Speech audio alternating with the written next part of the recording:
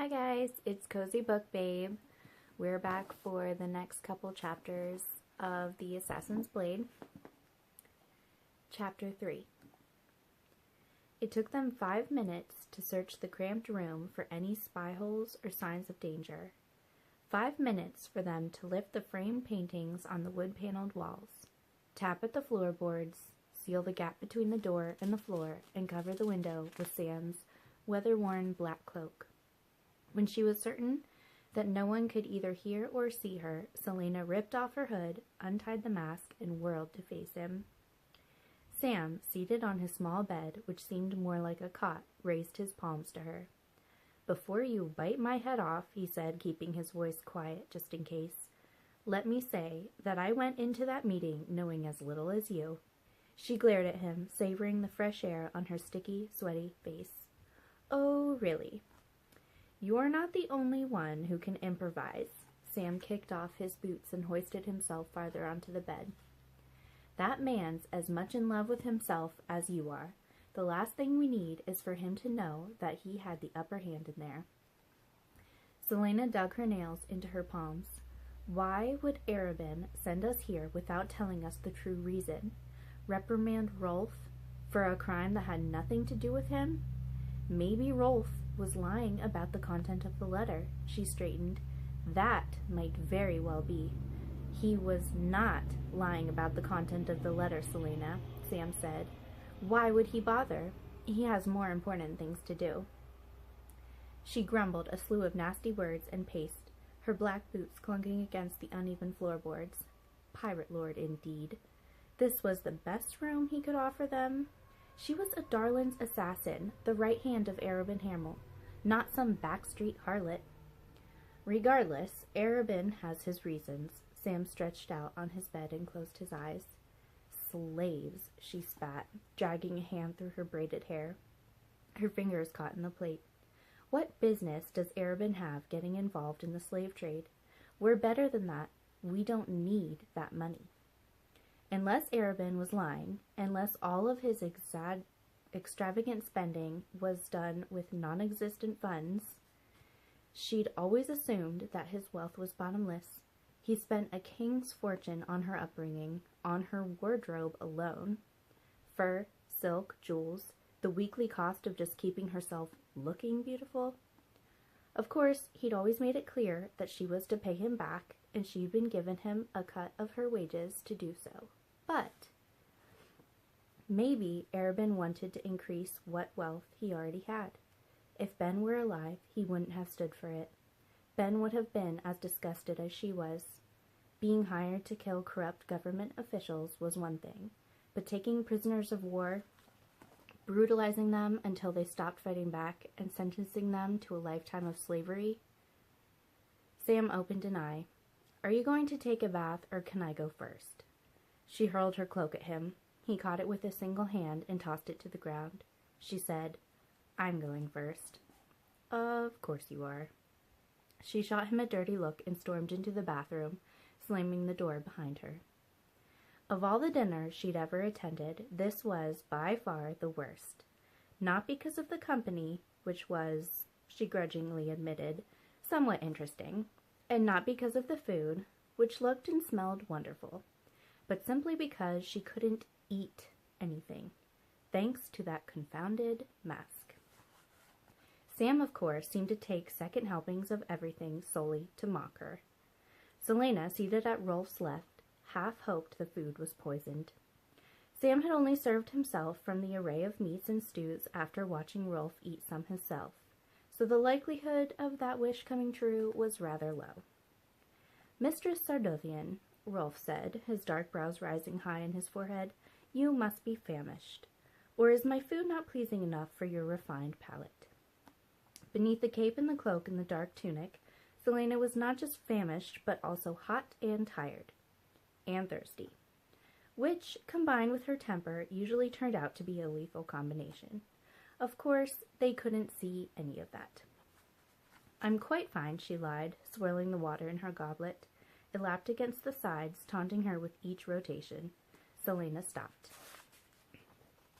"Maybe if you took off your mask, you might have an easier time eating," Rolf said, taking a bite of roasted duck, "unless what lies beneath it will make us lose our appetites." The 5 other pirates, all captains in Rolf's fleet, sniggered. "Keep talking like that," Selena gripped the stem of her goblet, "and I might give you a reason to wear a mask." Sam kicked her under the table, and she kicked him back, a deft blow to his shins, hard enough that he choked on his water. Some of the assembled captains stopped laughing, but Rolf chuckled. She rested her gloved hand atop the stained dining table. The table was freckled with burns and deep gouges. It had clearly seen its fair share of brawls. Didn't Rolf have any taste for luxury? Perhaps he wasn't so well off if he was resorting to the slave trade.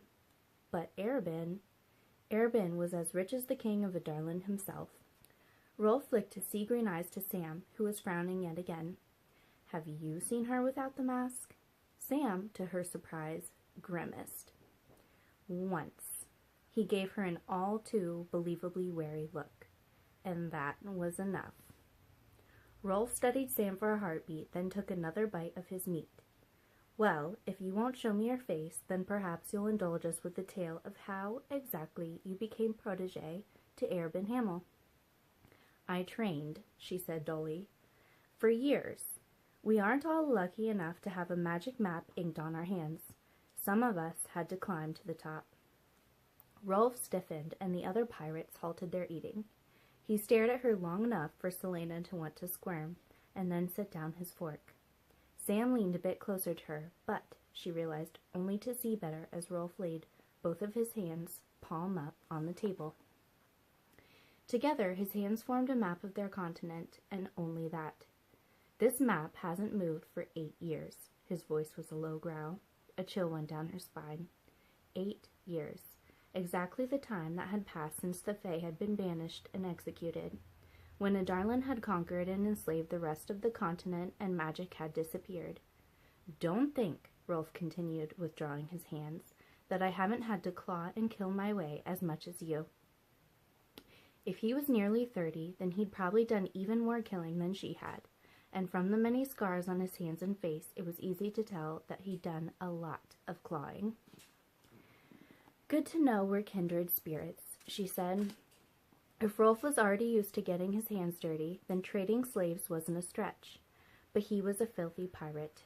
They were Arobin Hamel's assassins. Educated, wealthy, refined, slavery was beneath them. Rolf gave her that crooked smile. "Do you act like this because it's actually in your nature, or is it just because you're afraid of dealing with people?" "I'm the world's greatest assassin," she lifted her chin. "I'm not afraid of anyone."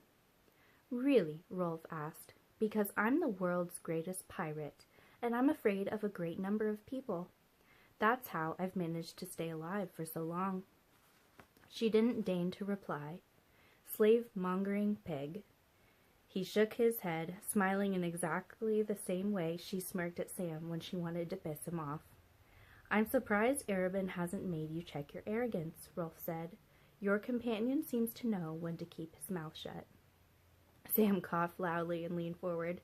"How did you become Pirate Lord, then?" Rolf ran a finger along a deep groove in the wooden table. "I killed every pirate who was better than me." The 3 other captains, all older, all more weathered, and far less attractive than him, huffed, but didn't refute it. Anyone arrogant enough to think they couldn't possibly lose to a young man with a patchwork crew and only 1 ship to his name. But they all fell, one by one. When you get a reputation like that, people tend to flock to you. Rolf glanced between Selena and Sam. "You want my advice?" he asked her. "No." "I'd watch your back around Sam. You might be the best Sardothian, but there's always someone waiting for you to slip." Sam, the traitorous bastard, didn't hide his smirk. The other pirate captains chuckled. Selena stared hard at Rolf, her stomach twisted with hunger. She'd eat later, swipe something from the tavern kitchens. "You want my advice?" He waved a hand, beckoning her to go on. "Mind your own business."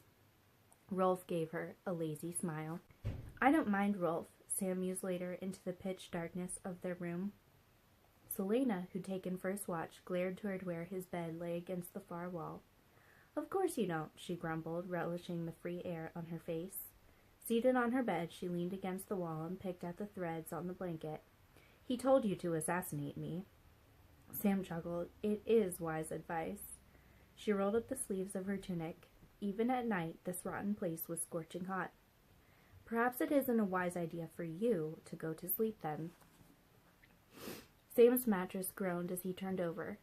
Come on, you can't take a bit of teasing? Where my life is concerned, no. Sam snorted. Believe me, if I came home without you, Arobynn would skin me alive. Literally. If I'm going to kill you, Celaena, it'll be when I can actually get away with it. She scowled. I appreciate that. She fanned her sweating face with a hand. She'd sell her soul to a pack of demons for a cool breeze right now. But they had to keep the window covered unless she wanted some spying pair of eyes to discover what she looked like. Though now that she thought about it, she'd love to see the look on Rolf's face if he found out the truth. Most already knew that she was a young woman, but if he knew he was dealing with a 16-year-old, his pride might never recover. They'd only be here for 3 nights. They could both go without a little sleep if it meant keeping her identity and their lives safe. Celaena, Sam asked into the dark, should I worry about going to sleep? She blinked, then laughed under her breath. At least Sam took her threat somewhat seriously. She wished she could say the same for Rolf. No, she said, not tonight. Some other night then, he mumbled. Within minutes, he was out. Celaena rested her head against the wooden wall, listening to the sound of his breathing as the long hours of the night stretched by. Chapter 4. Even when her turn to sleep came, Celaena lay awake. In the hours she'd spent watching over their room, one thought had become increasingly problematic: the slaves. Perhaps if Arobynn had sent someone else, perhaps if it was just a business deal that she found out about later, when she was too busy to care, she might not have been so bothered by it. But to send her to retrieve a shipment of slaves, people who had done nothing wrong, only dared to fight for their freedom and the safety of their families. How could Arobynn expect her to do that? If Ben had been alive, she might have found an ally in him. Ben, despite his profession, was the most compassionate person she knew. His death left a vacancy that she didn't think could ever be filled. She sweated so much that her sheets became damp, and slept so little that when dawn came, she felt like she'd been trampled by a herd of wild horses from the Elwë grasslands. Sam finally nudged her, a none too gentle prodding with the pommel of his sword. He said, "You look horrible." Deciding to let that set the tone for the day, Celaena got out of bed and promptly slammed the bathroom door. When she emerged a while later, as fresh as she could get, using only the washbin in her hands, she understood one thing with perfect clarity. There was no way in any realm of hell that she was going to bring those slaves to Rifthold. Rolf could keep them for all she cared, but she wouldn't be the one to transport them to the capital city. That meant she had 2 days to figure out how to ruin Arobynn and Rolf's deal, and find a way to come out of it alive. She slung her cape over her shoulders, silently bemoaning the fact that the yards of fabric concealed much of her lovely black tunic, especially its delicate golden embroidery. Well, at least her cape was also exquisite, even if it was a bit dirty from so much traveling. "Where are you going?" Sam asked. He sat up from where he lounged on the bed, cleaning his nails with the tip of a dagger. Sam definitely wouldn't help her. She'd have to find a way to get out of the deal on her own. "I have some questions to ask Rolf. Alone." She fastened her mask and strode to the door. I want breakfast waiting for me when I return." Sam went rigid, his lips forming a thin line. "What?" Celaena pointed to the hallway toward the kitchen. "Breakfast," she said slowly. "I'm hungry." Sam opened his mouth, and she waited for the retort. But it never came. He bowed deeply. "As you wish," he said. They swapped particularly vulgar gestures before she stalked down the hallway. Dodging puddles of filth, vomit, and God knows what else, Celaena found it just a tad difficult to match Rolf's long stride. With rain clouds gathering overhead, many of the people in the street, raggedy pirates swaying where they stood, prostitutes stumbling past after a long night, barefoot orphans running amok, had begun migrating into the various ramshackle buildings. Skulls Bay wasn't a beautiful city by any definition, and many of the leaning and sagging buildings seemed to have been constructed from little more than wooden nails. Aside from its denizens, the city was most famous for Shipbreaker, the giant chain that hung across the mouth of the horseshoe-shaped bay. It had been around for centuries and was so large that, as its name implied, it could snap the mast of any ship that came up against it. While mostly designed to discourage any attacks, it also kept anyone from sneaking off. And given that the rest of the island was covered with towering mountains, there weren't many other places for a ship to safely dock. So any ship that wanted to enter or exit the harbor had to wait for it to be lowered under the surface and be ready to pay a hefty fee. "You have 3 blocks, Rolf said. Better make them count." Was he deliberately walking fast? Steadying her rising temper, Selena focused on the jagged, lush mountains hovering around the city, on the glittering curve of the bay, on the hint of sweetness in the air. She had found Rolf just about to leave the tavern to go to the business meeting, and he'd agreed to let her ask questions as he walked. When the slaves arrived, she said, trying to sound as inconvenienced as possible, "Will I get the chance to inspect them, or can I trust that you're giving us a good batch?" He shook his head at her impertinence, and Selena jumped over the outstretched legs of an unconscious, or dead, drunk in her bath. "They'll arrive tomorrow afternoon. I was planning to inspect them myself, but if you're so worried about the quality of your wares, I'll allow you to join me. Consider it a privilege." She snorted. "Where? On our ship?" Better to get a good sense of how everything worked, and then build her plan from there. Knowing how things operated might create some ideas for how to make the deal fall apart with as little risk as possible. "I've converted a large stable at the other end of the town into a holding facility. I usually examine all the slaves there, but since you're leaving the next morning, we'll examine yours on the ship itself." She clicked her tongue loudly enough for him to hear it. "And how long can I expect this to take?" He raised an eyebrow. "You have better things to do?" "Just answer the question." Thunder rumbled in the distance. They reached the docks, which were by far the most impressive thing about the town. Ships of all shapes and sizes rocked against the wooden piers, and pirates scurried along the decks, tying down various things before the storm hit. On the horizon, lightning flashed above the lone watchtower perched along the northern entrance to the bay, the watchtower from which Shipbreaker was raised and lowered.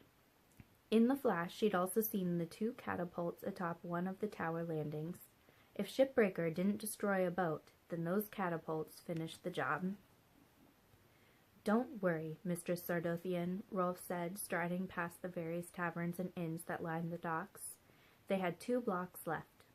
"Your time won't be wasted, though getting through 100 slaves will take a while." 100 slaves on one ship. Where did they all fit? "As long as you don't try to fool me," she snapped, "I'll consider it time well spent." "So you don't find reasons to complain, and I'm sure you'll try your best to do just that. I have another shipment of slaves being inspected at the holding facility tonight. Why don't you join me? That way you can have something to compare them to tomorrow." That would be perfect, actually. Perhaps she could merely claim the slaves weren't up to par and refuse to do business with him, and then leave. No harm done to either of them. She'd still have to face Sam, and then Arobin, but she'd figure them out later. She waved a hand. Fine. Send someone for me when it's time." The humidity was so thick she felt as if she were swimming through it, and after Arobin's slaves are inspected, any bit of information could later be used as a weapon against him. "Are they mine to look after on the ship, or will your men be watching them for me? Your pirates might very well think they're free to take whatever slaves they wish." Rolf clenched the hilt of his sword. It glinted in the muted light, and she admired the intricate pommel shaped like a sea dragon's head.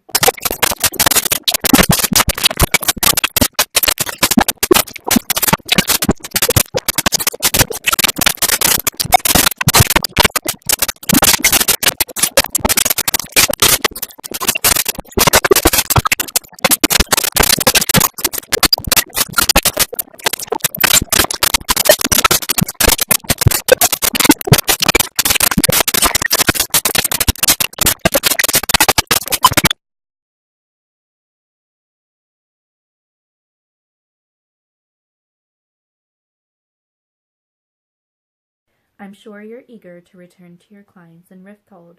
Rolf stopped in front of a faded door. The sign above it, swinging in the growing storm winds, said, "The Sea Dragon." It was also the name of his famed ship, which was docked just behind them, and really didn't look all that spectacular anyway. Perhaps this was the pirate lord's headquarters, and if he was making her and Sam stay at that tavern a few blocks away, then perhaps he trusted them as little as they trusted him. "I think I'm more eager to return to civilized society," she said sweetly. Rolf let out a low growl and stepped onto the threshold of the tavern.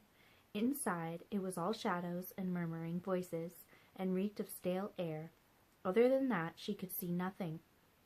"One day," Rolf said too quietly, "someone's really going to make you pay for that arrogance." Lightning made his green eyes flicker. "I just hope I'm there to see it." He shut the tavern door in her face. Selena smiled, and her smile grew wider as fat drops of rain splattered on the rust-colored earth, instantly cooling the muggy air. That had gone surprisingly well. "Is it poisoned?" she asked Sam, plopping down on her bed as a clap of thunder shook the tavern to its foundations. The teacup rattled in its saucer as she breathed in the smell of fresh-baked bread, sausage, and porridge as she threw back her hood and removed her mask. "By them or by me?" Sam was sitting on the floor, his back against the bed. Selena sniffed all her food. "Do I detect belladonna?" Sam gave her a flat stare, and Selena smirked as she tore a bite from the bread. They sat in silence for a few minutes, the only sounds the scrape of her utensils against the chipped plates, the drumming of the rain on the roof, and the occasional groan of a thunderhead breaking. "So," Sam said, "are you going to tell me what you're planning, or should I warn Rolf to expect the worst?" She sipped daintily at her tea. "I don't have the faintest idea what you're talking about, Sam Cortland." "What sort of questions did you ask him?" She set down her teacup.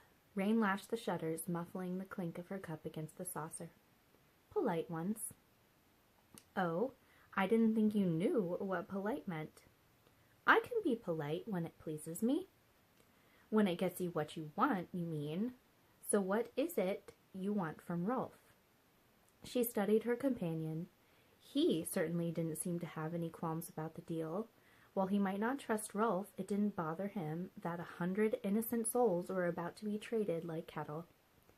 "I wanted to ask him more about the map on his hands." "Damn it, Selena!" Sam slammed his fist onto the wooden floor. "Tell me the truth." "Why?" she asked, giving him a pout. "And how do you know I'm not telling the truth?" Sam got to his feet and began pacing the length of their small room. He undid the top button of his black tunic, revealing the skin beneath. Something about it felt strangely intimate, and Selena found herself quickly looking away from him. "We've grown up together." Sam stopped at the foot of her bed. "You think I don't know how to tell when you're cooking up some scheme? What do you want from Rolf?" If she told him, he'd do everything in his power to prevent her from ruining the deal, and having one enemy was enough. With her plan still unformed, she had to keep Sam out of it. Besides, if worse comes to worse, Rolf might very well kill Sam for being involved, or simply for knowing her. "Maybe I'm just unable to resist how handsome he is," she said. Sam went rigid. "He's 12 years older than you." "So? He didn't think she was serious, did he?" He gave her a look so scathing it could have turned her to ash, and he stalked to the window, ripping his cloak down. "What are you doing?" He flung open the wooden shutters to reveal a sky full of rain and forked lightning. "I'm sick of suffocating, and if you're interested in Rolf, he's bound to find out what you look like at some point, isn't he? So why bother slowly roasting to death? Shut the window." He only crossed his arms. "Shut it," she growled. When he made no move to close the window, she jumped to her feet, upsetting the tray of food on her mattress, and shoved him aside hard enough for him to take a step back. Keeping her head down, she shut the window and shutters and threw his cape over the whole thing. "Idiot," she seethed. "What's gotten into you?" Sam stepped closer, his breath hot on her face. "I'm tired of all the melodrama and nonsense that happens whenever you wear that ridiculous mask and cloak, and I'm even more tired of you ordering me around." So that's what this was about? Get used to it. She made to turn to her bed, but he grabbed her wrist. Whatever plan you're concocting, whatever bit of intrigue you're about to drag me into, just remember that you're not head of the Assassin's Guild yet. You still answer to Arobynn. She rolled her eyes, yanking her wrist out of his grasp. Touch me again, she said, striding to her bed and picking up the spilt food. And you'll lose that hand. Sam didn't speak to her after that. Okay, guys, that was chapter 3 and 4 of The Assassin's Blade. We'll pick up next time with the next few chapters.